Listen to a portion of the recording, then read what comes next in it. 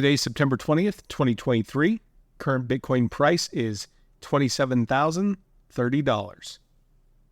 Welcome to the BitBite podcast, your source for news and information about Bitcoin and the cryptocurrency space. This podcast is meant for educational and entertainment purposes only and is not financial advice.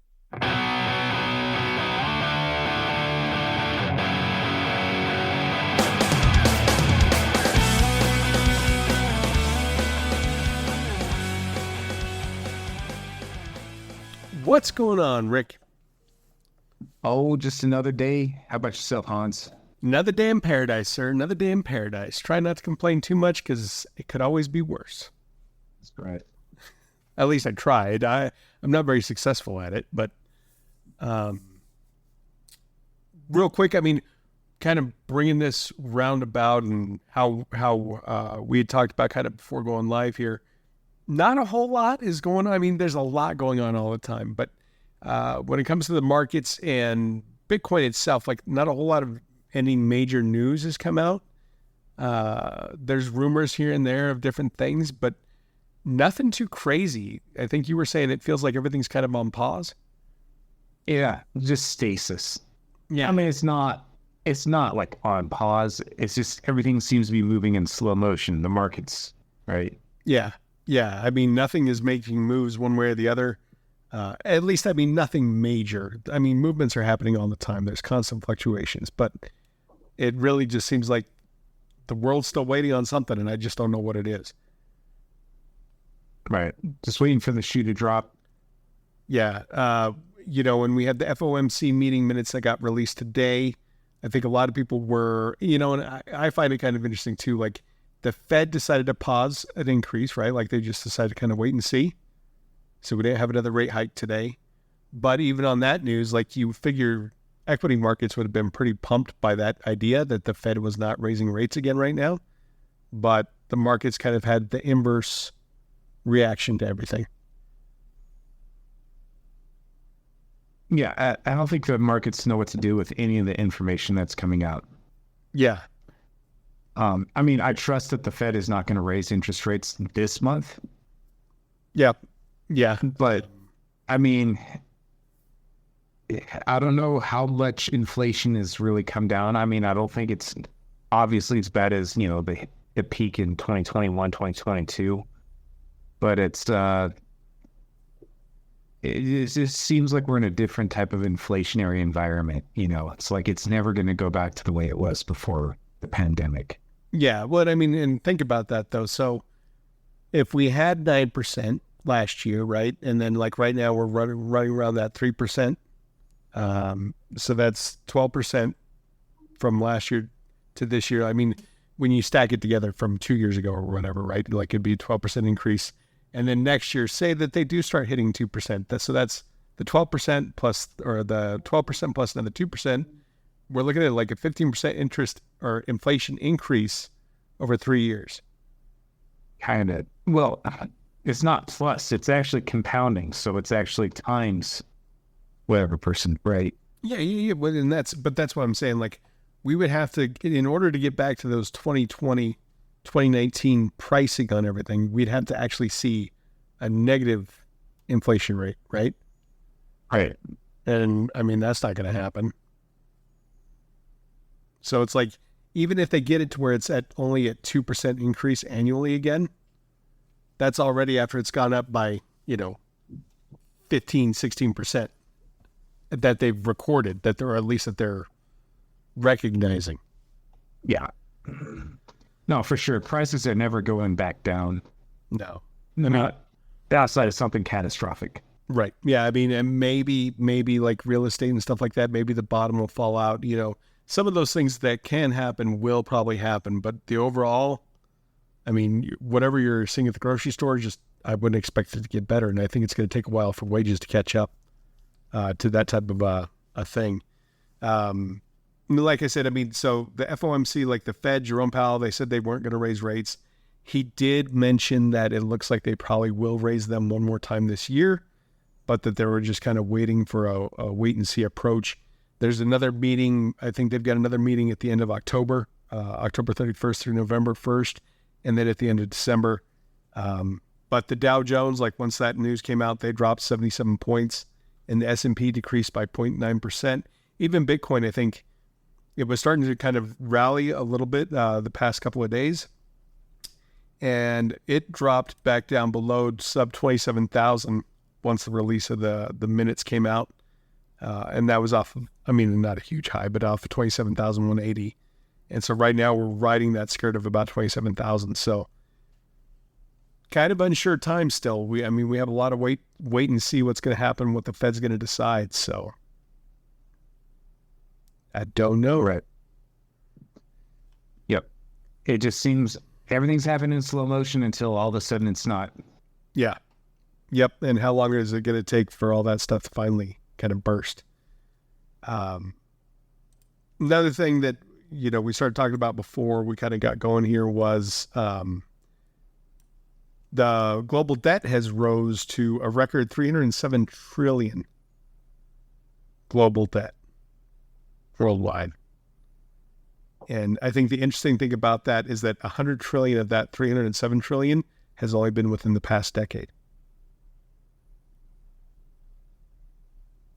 Yeah, that sounds about right. I mean, in the past decade, what were we at? Somewhere around 20 trillion? Yeah, plus or minus. We're at what? 33 now? Yeah. At least when I say our debt, the U.S. government debt. Yeah, I mean, you might as well call it our debt. We're going to be expected to be the ones that pay for it some way, somehow. That are the future generations. Yeah. Yep. It's going to become a whirlpool. Like, and at what point does that debt spiral kick in? Like, everybody talked about the debt spiral before, right? Like, whenever it just gets too enormous. And when you have that, basically the interest payment is just getting so high where it's just compounding.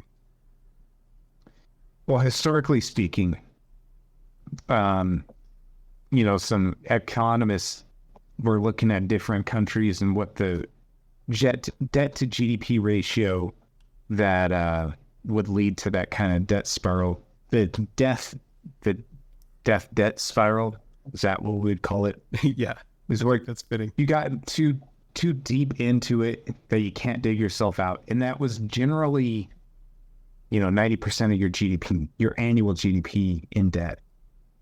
And I don't know what America's annual GDP is. It's somewhere, I don't know, in the low 20 trillions.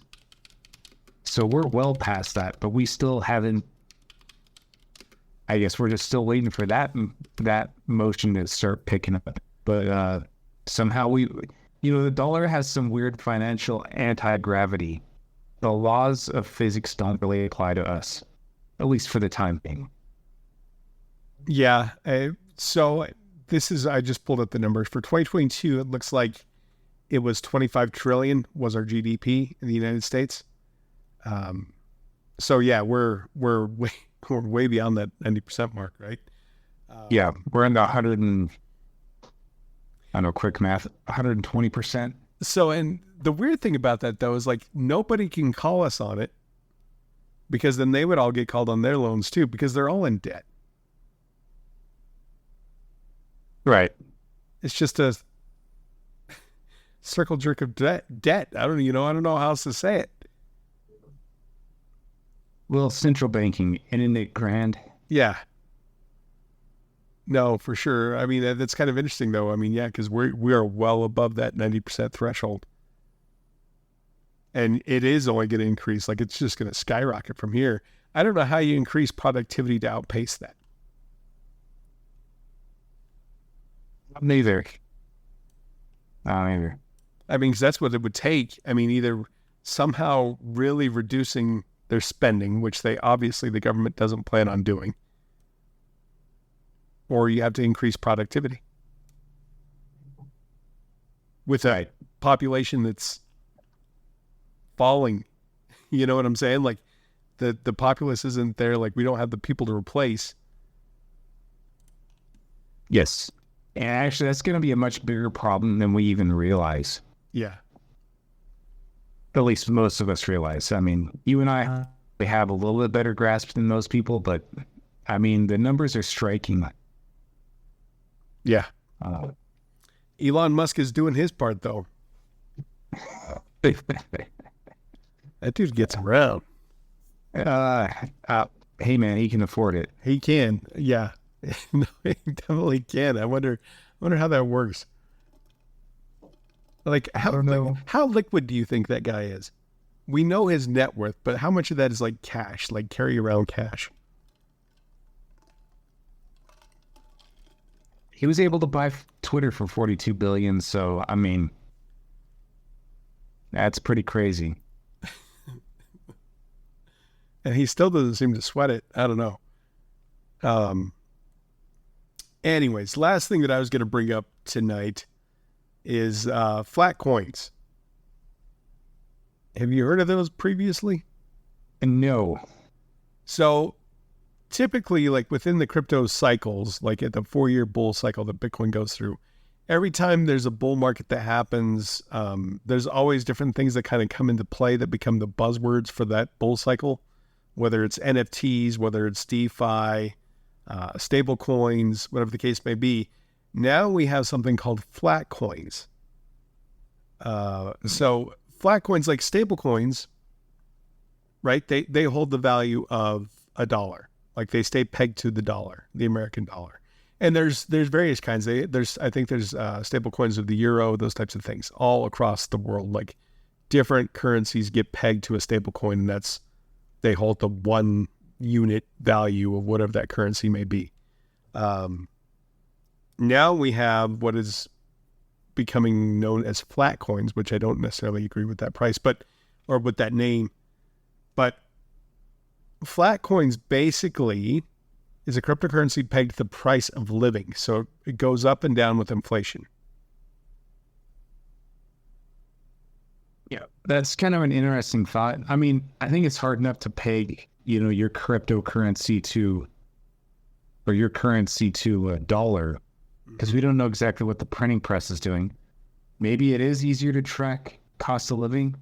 I don't know. Yeah, I don't know. I don't know how that would work. The first coin that's doing it that I know of is called Nuon, and that's spelled Nuon. Nuon. Almost sounds like Yuan. It's a novel concept. I don't know how that would work other than like a burn mechanism and an inflation mechanism built into the coin. Like it would have to ebb and flow. I mean, obviously it's going to be easier just to expand the coin, or well, I guess you'd have to decrease the coin, right? If you're going to No, you'd have to increase the coin. Well, no, that's actually a good point. Would you be increasing with the rise of prices? You'd actually have to burn it. Yeah, you'd have to. They have to go the opposite direction to match. Yeah. Yeah, That's curious. A little bit more complicated.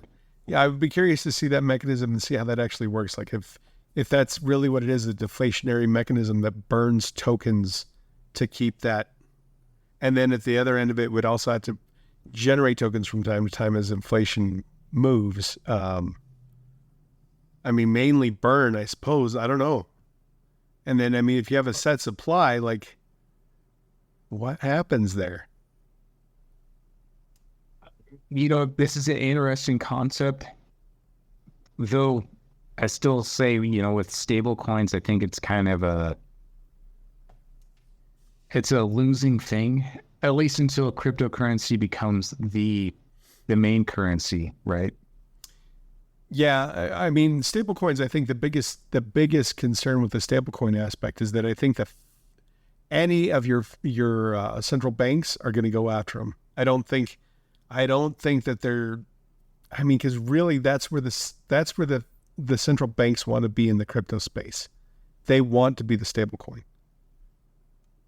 You know what I'm saying? Like I think that's what they would long for with the CBDCs more than anything else, is for them to be the stablecoin. They don't want you going to Tether or, Circle Coin or anything like that. They want you to use their currency for that aspect of it. Because, right now, if you're dealing with the Bolivar, you could use a stable coin and bypass your country's thing completely, and you're basically dealing with American dollar units without touching the American dollar. Right. So yeah, I'm leery. Like Tether, I like how Tether has operated, and I trust Tether more than any of the other stable coins out there. But yeah, I don't know I don't know how that's going to end up playing out for stable coins. Now, especially now that you're pointing out that they have to burn. I mean, that's going to be way more complicated, I think. I think so too. I don't think it'll be able to keep its peg.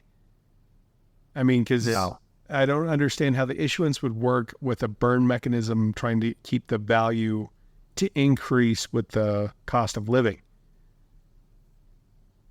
Unless you just have a ridiculously large amount. But even then, I don't know. I don't understand it, sir. I'd have to do more research, but I hadn't heard about it until this morning. That was the first time I heard of a flat coin. Well, I wonder if that will be the next trend. But granted, we won't be able to say that until we actually do hit the next bull market. Yeah. Yep.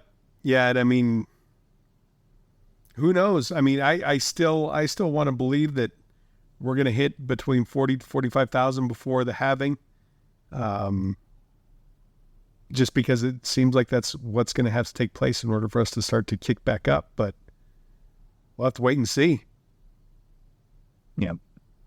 And who knows? I mean, if we do get a BlackRock ETF in October, that may change everything. But even then, I'm still kind of leery about that. Yep, scares me just the same. Like, I'm excited for it, and then at the same time, like, oof. What's their angle going to be? What's their play going to be? So, I don't know. Was there anything else you wanted to bring up tonight? No, that's it for me. Everybody keep your head on a swivel.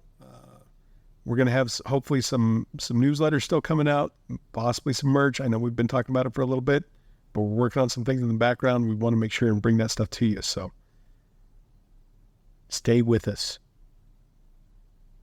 Yes, sir. Thank you all for listening. Bye.